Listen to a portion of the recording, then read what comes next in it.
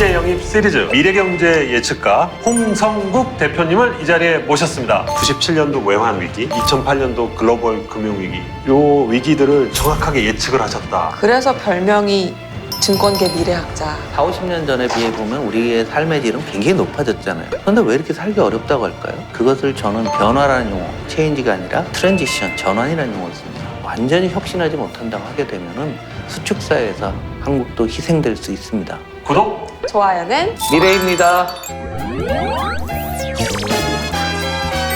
국내 유일의 본격 정치 예능 의사소통 TV 시작합니다. 원장 주웅입니다. 안녕하세요, 부원장 김현수입니다. 오늘도 역시 민주당 인재 영입 시리즈 제17호 미래경제 예측가 홍성국 대표님을 이 자리에 모셨습니다. 안녕하세요. 안녕하세요. 네.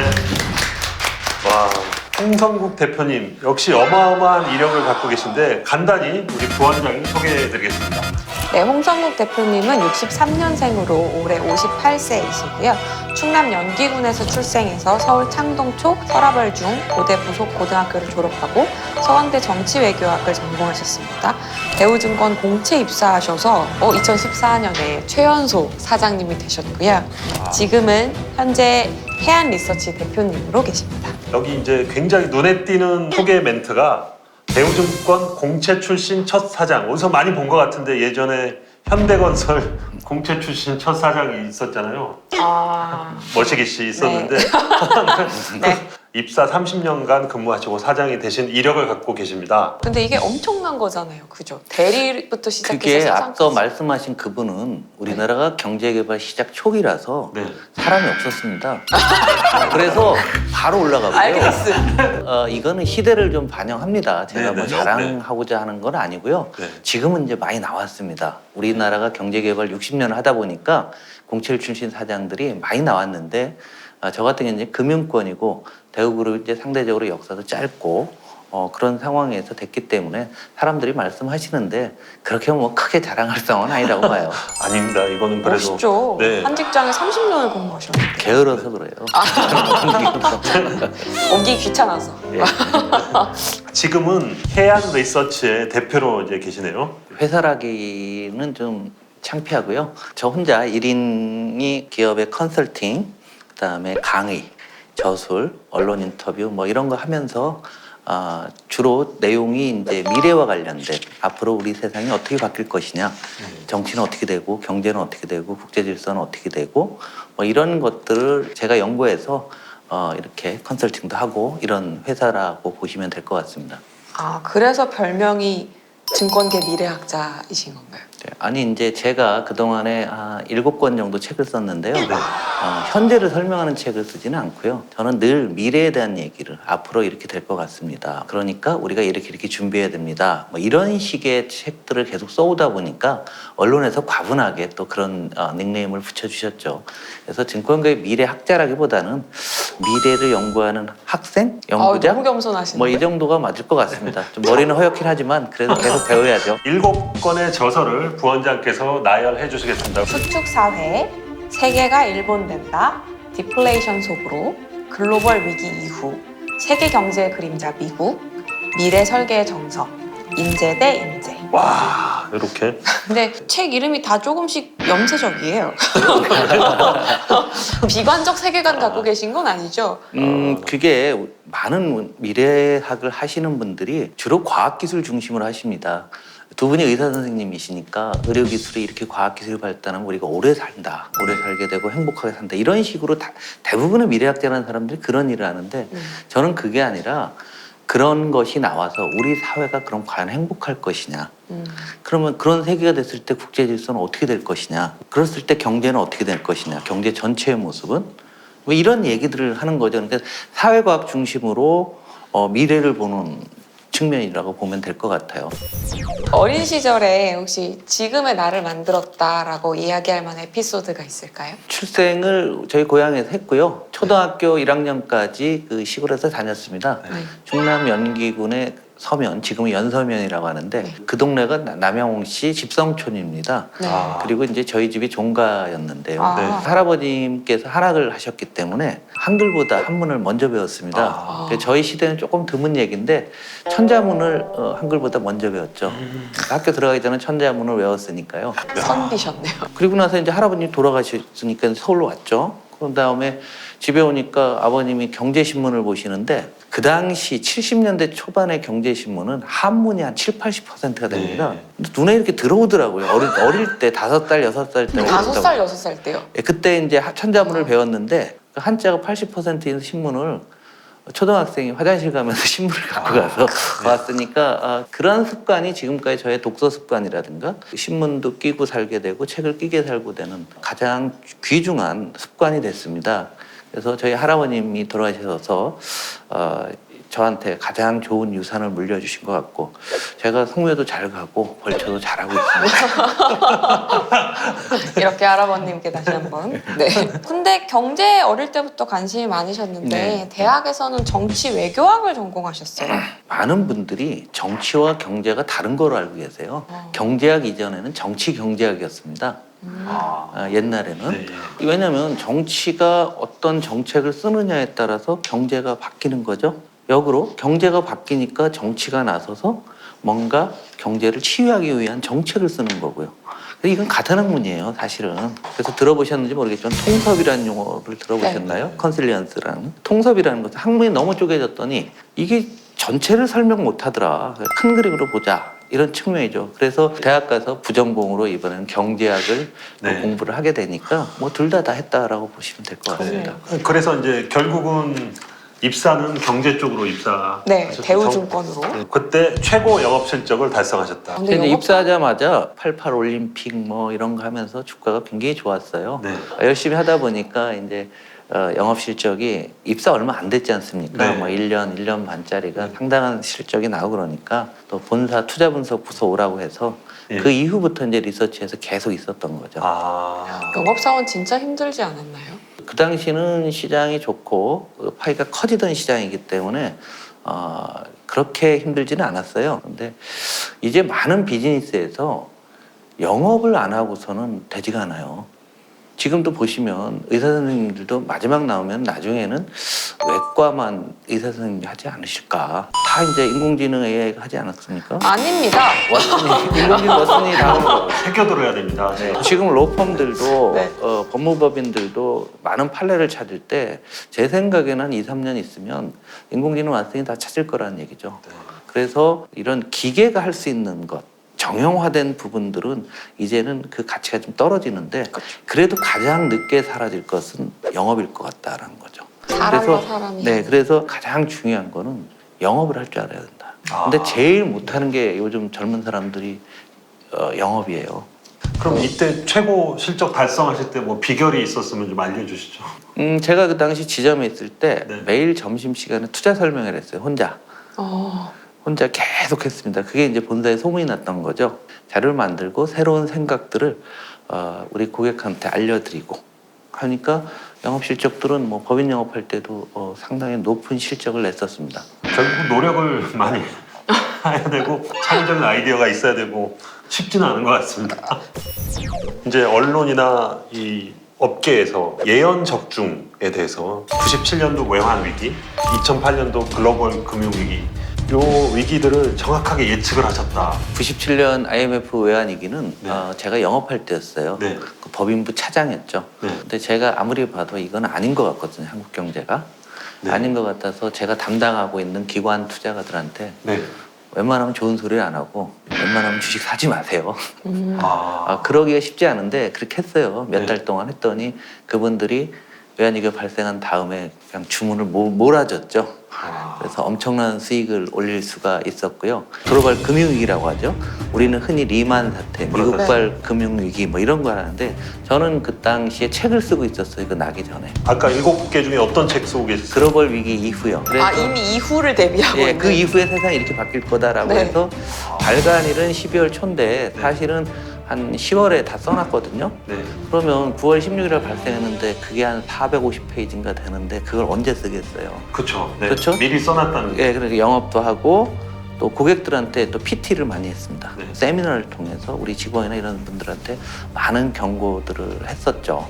그리고 책을 다 써놨는데 또 그 당시에 2008년에 미국에 대선이 있었습니다. 오바마 대통령이 되나 안 되나 뭐 할 때. 그래서 대선 결과를 이 책에 넣기 위해서 조금 늦춰갖고 그래서 그거 끝난 다음에 이제 출판사에서 뭐 하니까 12월 초반에 낼 수밖에 없었죠. 그 외환위기 IMF 앞두고 네. 비슷한 위치에 계신 다른 분들도 계셨을 텐데 그거를 다른 분들은 잘 예측을 못 하시고. 아닙니다. 네. 그거는 많은 분들, 특히 해외에서 네. 애널리스트들도 한국에 대한 경고를 많이 했고 예. 우리도 심정적으로는 그런 생각을 갖고 있는데 그걸 레포트로 썼느냐 아니면 세미나에서 발표를 했느냐의 문제인데 네. 그 당시에 한국에서 그런 말을 할 수 있는 것은 대단한 용기가 필요했습니다. 앞으로 경제 나빠져요. 이런 말을 못했어요. 아, 예. 우리는 항상 잘 돼야 돼. 나쁜 얘기하면 혼나고 또 투자가들이 항의 오고 그러니까 생각만 있었던 거고 발생한 이유는 괜찮잖아요. 그 이후에 책이 나오고 근데 그 이후에 이제 글로벌 위기 이후를 보면은 제가 이렇게 했던 게 큰 그림에서 지금까지 다 맡고 있습니다. 네. 정부가 시장에 개입을 굉장히 많이 하고 국가 재정 투여를 많이 하고 국가 간의 관계가 굉장히 치열하고 경쟁적으로 바뀌고 막 이렇게 하면 쭉 해놨는데 비슷한 것 같습니다. 그러면 IMF 그 시절에 대우도 큰 일을 겪었는데 네. 그때는 직책이 어떻게 되셨어요? 법인영업부 차장이었고요. 네. 영업을 하고 있었는데 굉장히 힘들었죠. 이게 1999년도 7월인데요. 네. 당시에 우리 많은 친구들이 회사를 떠나게 됐고 그래서 저도 그 과정에 있었는데 그냥 저는 또 그 당시에도 끝까지 가보자 뭐 딴 데 오라는 데가 있었는데 안 가고 그냥 계속 있었습니다. 그 외환위기에 그 힘든데 오란 데가 또 있었나요? 왜냐하면 98년도 여름부터 이미 외환위기는 많이 거쳐가고 있었어요. 네. 그 당시에 제가 영업을 굉장히 잘했으니까 네. 그리고 대우 사태는 99년이잖아요. 네. 그 이전부터 러브콜이 좀 있었죠. 외자계에서 연봉 많이 줄 테니까 와라 뭐 했는데 다 거절하고 있었습니다. 아, 왜요? 왜 대우를 선택하고 남으셨나요? 사장하려고요. 아, 그래서 결국 2014년에 최연소 대우증권 사장에 취임을 하셨습니다. 이런 솔직함 너무 좋아요. 그래서 이제 사장이 되신 후에 대우증권은 매각을 하시게 됐네요. 이제 사장이 되고 한 1년 반 정도는 편하게 왔는데 네. 여러분이 아는 그 거제도의 대우조선이라고 있죠. 네. 그 당시에 이제 부정회계 사건이 발생했었습니다. 네. 네. 회계 문제가 발생을 해갖고 단합은행을 통해서 우리 국민들의 자금을 지원받아갖고 회사가 이제 회복이 됐고요. 그리고 최고의 증권사가 되니까 비싼 가격에 미래에셋에 팔아서 국민들이 또 도와주셨잖아요. 네. 저희가 큰 수익으로 보답한 것이 제가 또 직장 생활에서는 가장 큰 보람 같습니다. 네. 그리고 미래에셋 증권하고 이제 저희 회사는 합병을 해야 되지 네. 않습니까? 네. 그 회장께서 저보고 뭐 거의 한 2달을 그냥 함께 하자고 하는데 제가 제 2의 인생을 준비하기 위해서 저는 나가겠습니다. 회장님 저 후배들 잘 부탁드립니다 하고서 제가 스스로 그만두고 나왔습니다. 왜요? 거기 가도 좋은 대우 받으실 수 있지 않았을까요?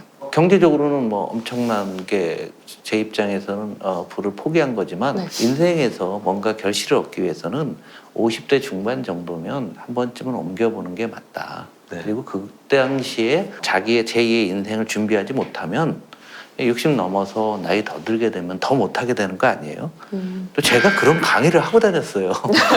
그렇기 때문에 제가 솔선수범해서 하겠다, 나가겠다. 그래서 어렵게 회장님의 승인을 받고 제가 나올 수 있게 됐습니다. 근데 정말 책 쓰려고 퇴직하신 게 아닐까 싶을 정도로 왕성하게 책을 쓰셨네요. 저는 항상 생활이 책 읽고 자료 수집하고 스크랩 해갖고 다 모아놓는 거거든요. 책도 읽은 다음에는 꼭 형광펜으로 밑줄을 그어요. 네. 그래서 밑줄을 보여드릴게요. 항상 형광펜을 갖고 다닙니다. 그러니까 왜냐면 이제는 이게 밑줄을 안 그으면 기억이 잘 안 돼요. 그래서 책을 다 읽고 덮은 다음에 밑줄 그은 것만 다시 보면 그 책을 송두리째 알게 되는 거죠. 특히 수축 사회가 제 예상보다 너무 반응이 좋았죠. 반응이 좋았어요. 그리고 우리 사회 리더 그룹들은 거의 다 읽으신 것 같아요. 근데 부끄럽게도 제가 이 수축 사회를 비롯해서 7권의 저서를 하나도 못 읽어봤는데 고백 시간에 내용을 좀 여쭤보고 싶어서. 지금 우리가 굉장히 살기 어렵죠. 쉽다는 사람 없습니다. 네. 그런데 한 4, 50년 전에 비해 보면 우리의 삶의 질은 굉장히 높아졌잖아요. 그런데 왜 이렇게 살기 어렵다고 할까요? 우리 사회에 구조적인 어떤 문제가 있다는 얘기죠. 그것을 저는 변화라는 용어, 체인지가 아니라 트랜지션, 전환이라는 용어를 씁니다. 그런데 우리가 미세먼지 공포라든가 이런 우리의 환경 오염에 대한 지구의 역습이 시작된 거죠. 네. 그럼 역습을 막기 위한 대응이 필요하고, 대응은 돈이 나가야 되는 거고 네. 관심이 나가야 되는 네. 거잖아요. 근데 우리 인류 역사상 환경에 이렇게 돈을 많이 써봤나요? 물 한 병 값이랑 휘발유 값이랑 비교했을 때 물 한 병 값이 비싸진 지 10년이 넘었어요, 지금. 잘 생각을 해보면 마트 기준으로요. 우리가 왜 전기차를 왜 해요? 환경 때문에 하잖아요. 그럼 전기차 한 대에 들어가는 보조금이 얼마입니까? 전 국민이 돈 내서 하죠. 네. 그러니까 인류 역사상 환경에 이렇게 돈을 써본 적이 없고, 두 번째, 안전 부분인데요. 우리 과학기술이 발달하니까 뭔가 도시는 입체화되죠. 높이 올라가죠. 위험한 거죠. 불이 나도 위험하고요. 속도는 더 빨라지는 거예요. 옛날에 저희가 수학여행 갈 때는 무궁화도 아니고 통일호도 아니고 비둘기호를 타고 갔습니다. 시속 50km, 60km. 사고 나봤자 별거 아니거든. KTX 사고 난다고 생각해 보셨어요? 끔찍하죠. 끔찍하죠. 그러니까 좋은 차일수록 요즘은 차값의 30%, 40%가 안전에 들어가고 있습니다. 더 빨라지고. 네, 그 다음에 우리 사회는 인구가 늘어나는 걸 전제로 만들어진 사회죠. 네. 그래서 역사적으로 항상 인구 구조는 피라미드 형태였어요. 인구 피라밋이라고 했잖아요. 근데 지금 인구가 피라밋인 나라는 없습니다. 인도조차도 이렇게 내려와서 어떤 집 모양으로 나오고 있고요. 그러면 시간이 지나면 피라밋이 아니라 역피라미드로 가는 게 확정됐잖아요. 네. 그래서 누가 계산을 해보니까 서기 2800년에 한국 인구가 몇 명일 것 같아요? 2800년에요? 네. 1000만 명? 빵! 빵? 없습니다. 없어져요, 저희 네. 우리나라? 네, 이대로 가면 더 빨라질 것 같아요, 지금 분위기는. 그러면 우리가 지금 잘 생각하면 이런 변화가 처음 있는 거죠. 그 다음 4차 산업혁명. 모든 기계는 인풋시세 아웃풋이 나오죠. 뭐 망치부터 시작하고 모든 기계는 인풋시세 아웃풋이 나왔는데 이제 인공지능이 나오면서 인풋 없이 아웃풋이 나온다고요. 인공지능이 알아서 하니까. 어마어마한 거죠. 그러면서 인간의 일자리를 빼앗게 되는 거죠. 이 세 가지를 놓고 잘 생각을 한번 해보세요. 환경과 안전에 과거에는 안 썼는데 돈을 많이 쓰고 사람이 죽으니까 소비자는 감소하게 되고 인공지능 때문에 생산성이 비약적으로 증대되는 공급력은 증대되는 거예요. 그렇게 되니까 모든 것이 공급광이 된 거죠. 그리고 세상의 모든 흐름은 제로섬. 나의 이익은 남의 손해가 되는 거죠. 남의 손해는 나의 이익이 되는 이런 상황이 되는 거죠. 이게 경제로 넘어가면 저성장, 저투자, 저금리, 저물가. 높은 건 딱 하나, 고실업. 실업률만 오거든요. 대전환이라는 게 이건 지금 다 네, 말씀하신 그렇죠. 게 대전환인데. 네. 그럼 수축이라는 거는 뭐가 수축이라는? 근데 이제 제로섬은 이런 거예요. 옛날엔 집에서 피자를 시켜다 먹으면 네. 이렇게 8쪽을 이렇게 내서 오잖아요. 피자를 통상. 그럼 한 쪽씩 먹었어요. 근데 피자가 계속 커지니까 그냥 나 8분의 1쪽만 먹어도 난 항상 배부르고 만족할 수 있었어요. 네. 이게 팽창사회 개념이고요. 네. 그런데 제로섬 사회가 오면은 피자가 더 이상 배달 오는데 안 커지는 거예요. 근데 사람들은 옛날부터 계속 피자가 커져왔잖아요. 시간이 지날수록. 네. 그러니까 인간의 욕망은 계속 커지는데 욕망이 더 이상 안 늘어나나요? 그럼 내가 더 먹어야 될 거 아니에요. 네. 그럼 어떻게 해야 돼요? 옆 사람 거 뺏어 먹어야 되겠죠. 네. 약육 강식, 만인 대 만인의 투쟁 뭐 이런 얘기들. 그럼 옆에 사람 뺏어 먹는 거. 지금이 그런 거예요. 근데 앞으로 배달이 왔는데 피자가 더 조그매져. 그러면 옛날 내목만큼도 못 한치는 거죠. 그래서 이렇게 줄어드는 사회, 요게 수축사회라는 거죠. 그러니까 지금은 제로섬이나 수축사회로 가고 있으니까 우리가 이러이러한 것을 준비해야 됩니다. 네. 이게 수축사의 주요 내용이다라고 보시면 될 것 같습니다. 그럼 우리 어떻게 해야 돼요? 우리 망하나요? 이런 수축사회에 대해서 우리 인류는 살아보질 않았어요. 네. 방법을 아는 사람은 없어요. 그러나 잘 한번 생각을 해보시면 한국만 이런 게 아니거든요. 딴 나라도 마찬가지예요. 그럼 여기서 제로섬 생각을 갖는 거예요. 딴 나라도 아직 정신 못 차리고 있으니까 우리가 잘해서 딴 나라 거 피자 뺏어 먹듯이 뺏어야 되는 거예요. 그러니까 미중 무역 전쟁도 미국이나 중국이나 어려우니까 상대방 파일을 가져오겠다는 거 아니에요? 그렇죠. 줄어든다는 걸 전제해서 과거보다 더 열심히 해야 되고 또 미래의 변화를 열심히 살피면서 거기에 맞게 사회 시스템을 다 조정하면 됩니다. 그래서 제가 이번에 이제 입당하게 된 것도 이런 진짜 위기에 대해서 이해조차도 못하고 계신 분들이 꽤 많이 있어요. 우리 사회 지도급 인사라고 하시는 분들조차도. 그래서 제가 이런 세상이 바뀐 것, 이런 것들을 그분들한테 좀 알려드리고 싶고, 우리나라가 한 20, 30년 내다보고 장기 계획을 짜서 거기에 맞춰서 단계별로 플랜을 짜서 뭔가 세상을 고치려는 우리의 노력들을 지금 시작해야 된다는 거죠. 아까 모두에 말씀하시기를 정치와 경제가 같은 거라고 말씀하셨는데 지금 설명을 들어보니 수축 사회가 원인이었네요. 저희가 네, 그렇죠. 정쟁이나 아니면 양극화나 뭐 정치적인 문제도 결국 수축 사회 때문에 이런 게 오지 않았나 하는. 저는 사실은 이제 경제 전문가로 영입이 됐는데, 근데 지금 가장 우려되는 것은 저는 교육이라고 봅니다. 우리가 이런 수축사회형 교육에 전혀 나서지 못하고 있어요. 지금 배우는 교과목이 선생님들이 학교에서 배울 때, 어릴 때 배운 교과목을 지금도 거의 비슷하게 배우고 있거든요. 그리고 우리 교육 문제 나오면 늘상 하는 게 뭐예요? 밥값을 누가 낼 거냐, 학비를 누가 낼 거냐, 뭐 학교 폭력이니 이런 얘기만 했지 뭘 가르칠 것인가에 대해서 우리가 고민해 본 적 있나요? 그러게요. 이제는 저는 교과목 자체도 상당히 바꿔야 되고, 그다음에 토론식 수업 이런 얘기 서구에서 많이 한다고 했는데 지금 고등학교 기준으로 한 반 학생이 대략 20명 정도 됩니다. 네. 근데 20명이면 토론식 수업 할 수 있는 거 아니에요? 암기식은 외울 필요가 없잖아요. 그렇죠. 수능 볼 때 이 스마트폰을 들고 가서 공부 하나도 안 한 상태에서 스마트폰을 보면 80점은 맞는다고 하더라고요. 젊은 친구들. 이 안에 다 있잖아요. 그렇죠. 그걸 왜 외워요? 이 안에 없는. 그래서 이게 안 되는 게 국어래요. 국어는 이 스마트폰이 못 한다는 네. 거죠. 네.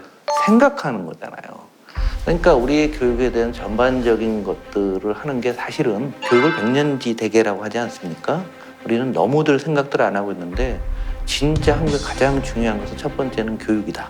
네. 그래서 교육을 지금 유치원부터 대학교, 대학원까지 완전히 혁신하지 못한다고 하게 되면은 수축사회에서 한국도 희생될 수 있습니다. 당선되시면 가장 먼저 하고 싶은 정책이나 제도 있으세요? 고슴도치 혹시 키워보셨어요? 아니요. 애완동물 중에 고슴도치인데, 고슴도치의 특성이 뭐냐면 고슴도치가 누구를 가고 물거나 공격하지 않습니다. 근데 누구도 고슴도치 공격을 쉽게 못해요. 바늘을 세우니까. 네. 우리의 지향점은 그렇게 돼야 되지 않겠냐. 우리가 누굴 공격할 수는 없죠. 우리 주변에 4대 강국이 있으니까 어렵지만 남이 우리를 공격 못할 정도로 사회 모든 분야를 하나하나 고쳐나가야 된다고 생각합니다. 그래서 고슴도치 경제, 고슴도치 사회가 돼야 되겠죠. 네. 또 연관된 질문인데 네. 지금 우리나라 경제 어떻게 전망하시나요? 한국 경제는 이제 내수가 어려운 부분들은 구조적인 측면에서 상당 기간 지속될 것 같습니다. 그렇다고 하게 되면은 내수는 정부가 나서서 어느 정도 받쳐줘야 되고요. 그다음에 수출 관련 대기업들, 한국은 수출 지향의 국가 아니에요? 이건 세계 경제랑 연동이 됩니다. 근데 수출 관련 대기업들은 세계 경제가 사실은 올해 한 초부터 좀 이렇게 턴에서 올라가는 거로 다 그렇게 봤어요. 그런데 이번에 신종 코로나 바이러스 때문에 여기에 한 분기 정도 늦춰질 것 같아요. 네. 그러면 5월, 6월 정도부터 세계 경기가 턴하면 우리나라 수출이 상당히 더 증가할 것이고, 그리고 수출이 증가하게 되면은 수출 관련 대기업에 납품하는 중소기업들도 좋아지게 되고, 그럼 거기서 일정한 부가 흘러나오는 거죠. 그래서 짧게 놓고 보게 되면 올 뭐 넉넉 잡고 올 하반기 정도부터는 조금 낮을 것이다. 그러나 이게 과거와 같이 뭐 5%, 7% 이런 성장이 아니라 이제 그런 시대는 오기 어렵습니다. 네. 우리가 그걸 인정을 해야 돼요. 네. 기본적으로 우리 수축사회고 선진국이에요. 1인당 국민소득이 3만 불 넘으면서 1년에 5, 6% 성장하는 나라 없어요. 2% 정도면 훌륭한 겁니다. 어느 나라나. 저 대표님의 예측이 이번에도 맞아 떨어질지 되게 궁금하네요. 당연히 맞겠죠. 네. 네. 그건 제 얘기가 아니고요. 네. 네. 전 세계 경제학자들이나 애널리스트 다 그렇게 보고 있어요. 네. 그게 보도가 잘 안 되고 사람들이 이제 그 안에 있는 구체적인 내용들을 정확히 안 보니까 그런데요. 너무나 큰 비관론. 사실 제가 우리나라 비관론의 원조인데 애들이 그러니까 그래요. 아까 친구들이 책임들이 저보고 비관론의 대마왕이다 뭐 이런 얘기를 했는데 제가 의미하는 것은 저는 이런 얘기를 언제부터 했냐면 7, 8% 성장할 때부터 1%가 금리 1%대 이런 얘기를 했어요. 지금 금리 1%대 들어왔잖아요. 그래서 이렇게 왔지만 여기서 망하는 게 아니라는 거죠. 그 사이에 충분히 진행되고 있고요. 우리나라 정부 부채 돈 많이 쓴다고 걱정들 많이 하시는데 세계에서 가장 견실합니다. 네. 어떤 정치 하고 싶으세요? 정치는 저는 이렇게 보는 거예요. 국가 전체적인 차원에서 먼 미래를 지향하는 정책을 만들어내는 게 저는 정치라고 생각을 해요. 그런데 지금 우리의 정치는 다 권력 투쟁형 정치만 지속되고 있는 것 같습니다. 제가 앞서 말씀드린 제로섬이에요. 이제는 좀 그만들 하셨으면 좋겠고, 한국 사회의 가장 큰 문제 중에 하나가 굉장히 편향성이 강하거든요. 개발 독재 시대를 겪고 세계에서 가장 빠르게 성장한 나라이기 때문에 그 성공 신화에 굉장히 취해 있어요. 그러니까 그 방식이 다 맞다고 보는데 이제는 안 되거든요. 그러기 위해서는 다양성이 유지가 돼야 되는 거겠죠. 저는 이런 다양성과 관련돼서 한국 경제나 또 이런 사회 여러 부분들을 정치에 접목시키는 역할을 좀 하고 싶고요. 정책 중심으로 끌고 가는 정치를 하고 싶습니다. 네, 오늘은 민주당 인재영입 제17호 경제미래 예측가 한국의 홍빈토플러 홍성국 해안리서치 대표님을 모시고 얘기 나눠봤습니다. 그 해안을 듣는 시간이었던 것 같습니다. 자, 홍성국 대표님의 의사소통 능력을 우리 부원장이 진단해 주시겠습니다. 저 대표님 말씀을 들으면서 이런 생각이 들었는데 이분은 꿈꾸는 비관론자가 아닐까라고 생각해봤어요. 꿈꾸는 비관론자. 네. 경제학도로서 굉장히 솔직하게 지금 경제 상황을 진단하고 계시고 이렇게 철저하게 분석하고 대비하는 정치인이 있으면 우리나라 경제 정책도 그렇게 불안해하지 않아도 되지 않을까요? 구독! 좋아요는 미래입니다. 감사합니다. 네, 감사합니다. 네.